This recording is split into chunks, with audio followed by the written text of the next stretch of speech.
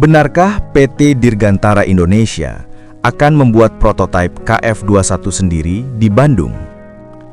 Jika berita ini benar sesuai fakta, itu berarti Indonesia mendadak naik kelas jadi negara pengembang jet tempur generasi 4.5 secara mandiri. Tapi, pertanyaannya mendasar adalah, mana pengumuman resminya? Mana fasilitas flight testnya? Mana desain authority-nya? Atau berita ini cuma framing judul channel YouTube yang terlalu jauh melompat dari fakta sebenarnya? Hari ini, kita bedah tuntas dengan kepala dingin. Indonesia adalah mitra dalam program KF21 Borame, tetapi seluruh prototipe yang ada saat ini dibuat dan diuji di Korea Selatan oleh KAI. Sampai video ini ditayangkan, tidak ada bukti resmi tentang fasilitas produksi KF21 di Indonesia. Artinya, klaim bahwa Indonesia membuat prototipe KF21 Borame sendiri sangat tidak berdasarkan fakta lapangan. Dasar penalaran. Program KF21 Borame adalah proyek yang dipimpin oleh Korea Aerospace Industries sebagai prime contractor proyek. Indonesia masuk sebagai mitra dalam skema KFX atau IFX. Artinya, ada kontribusi dana, ada keterlibatan engineer, ada peluang transfer teknologi, ada peluang industrial participation, tapi prime developernya tetap pihak KAI. Prototype dibuat dan diuji di Korea Selatan. Ini fakta dasar yang tidak bisa diperdebatkan lagi. Membuat prototype sendiri. Kalau sebuah negara benar-benar membuat prototype jet tempur sendiri, itu berarti negara tersebut telah 1. Memiliki full design authority, 2. Mampu mengendalikan flight control software, 3. Mampu mengintegrasikan radar AESA sendiri, 4. Mampu menguji di wind tunnel supersonic, 5. Memiliki Iron Bird test rig, 6. Memiliki engine integration authority, 7. Memiliki sertifikasi militer tingkat lanjut. Pertanyaan paling mendasarnya adalah, apakah semua itu sudah dimiliki Indonesia atau PT Dirgantara Indonesia secara penuh dan mandiri? Kalau jawabannya belum, maka klaim buat prototipe sendiri itu jelas tidak realistis secara fakta teknis. Prototipe KF21. Sebagaimana kita ketahui dan pahami, prototipe KF21 itu dirakit di fasilitas KAI di Sacheon, melakukan first flight di Korea, menjalani flight test campaign di sana juga.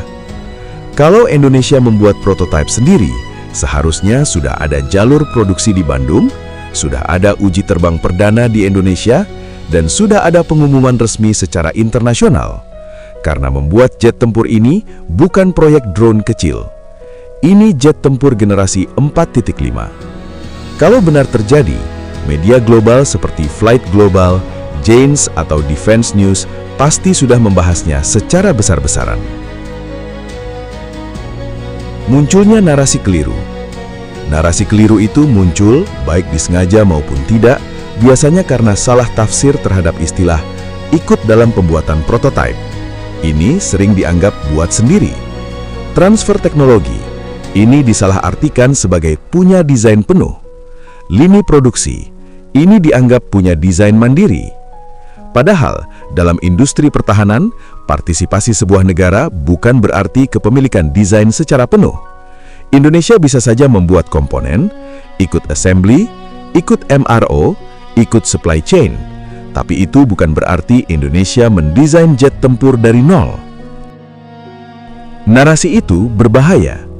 Narasi Indonesia membuat prototipe KF21 sendiri ini sangat berbahaya karena akan membentuk ekspektasi publik yang tidak realistis dan cenderung berlebihan.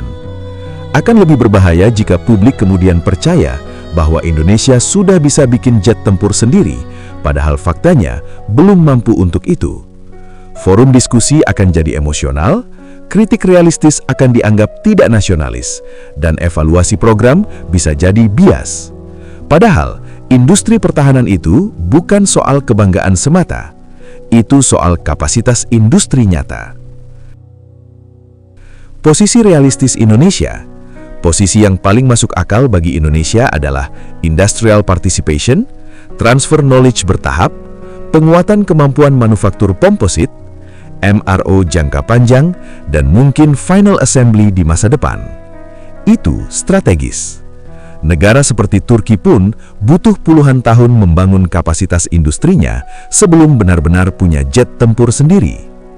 Jika ada channel yang menarasikan bahwa PT DI bikin prototipe KF-21 Borame sendiri, tinggal kita pertanyakan, di mana fasilitasnya?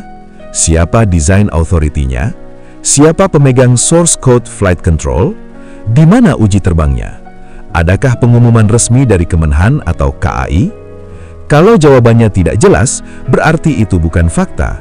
Itu hanya sekedar asumsi dan cenderung pembodohan publik. Mendukung industri pertahanan nasional itu penting sebagai bukti jiwa nasionalisme. Tapi dukungan tanpa fakta teknis yang nyata justru akan berdampak kontraproduktif. Akan lebih membanggakan jika kita narasikan Indonesia sedang membangun kapasitas dan kemampuan secara bertahap dalam program KF-21. Itu jujur, itu strategis, itu masuk akal. Daripada hanya sebuah klaim bombastis yang tidak sesuai struktur industri global dan hanya mencari sensasi sesaat. Mari kita stop berita-berita hoax dan pembodohan publik.